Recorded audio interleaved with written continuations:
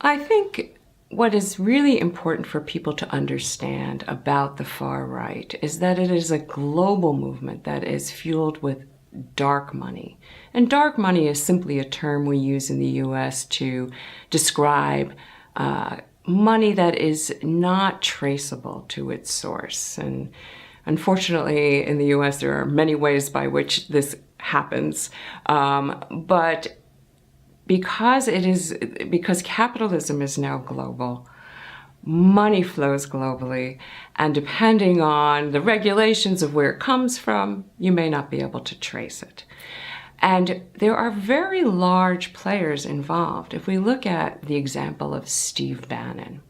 Steve Bannon was part of a company called Cambridge Analytica, which famously was involved in fomenting the referendum for Brexit. Cambridge Analytica was also instrumental in the Trump campaign. Cambridge Analytica was basically amassing data via Facebook and using the data on Facebook users to target advertising at them, advertising that may not itself be traced back to its source. So that's just one example. And it's so interesting, isn't it, that at the Republican National Convention, who did we find there? Nigel Farage, the chairman of the UKIP adventure, the pro-Brexit campaign. We also found Geert Wilders, the Dutch far-right player, and others from Europe who were at the Republican National Convention in 2016, at which Donald Trump received the nomination. The same money that was fueling Bannon's enterprise was also fueling some of these other figures. One guy involved in this is a guy named Robert Mercer, a billionaire, owns a hedge fund, or was one of the founders of a hedge fund.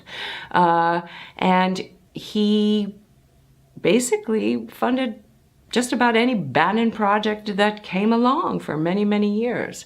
But Steve Bannon was not born of Donald Trump.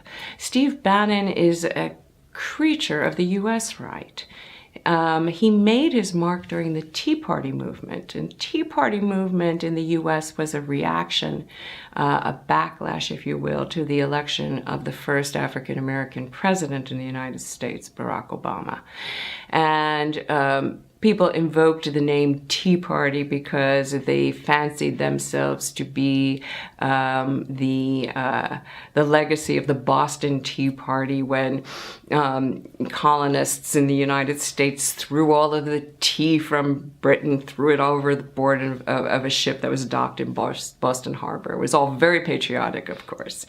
They liked to believe that it was about protecting the Constitution, or so that's what the media were told. But really, it was still the same collection of resentments that fueled the Tea Party that we find fueling the right wing today. And it goes very far back in the US. I mean, depending how far back you want to take it, but let's take it back to, say, the 1970s, when the religious right was founded.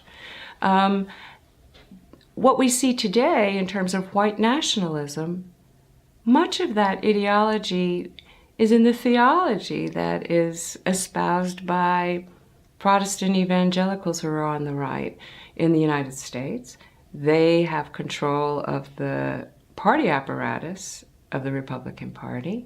They turn out the voters for the Republican Party. And you know, that's how we got to a Steve Bannon, how we got to a Donald Trump. They would like you to believe that it's all, their movements began with moralistic principles, but indeed it was really born of the segregationist movement. It's born of racial resentment and fear of change and changing roles in society.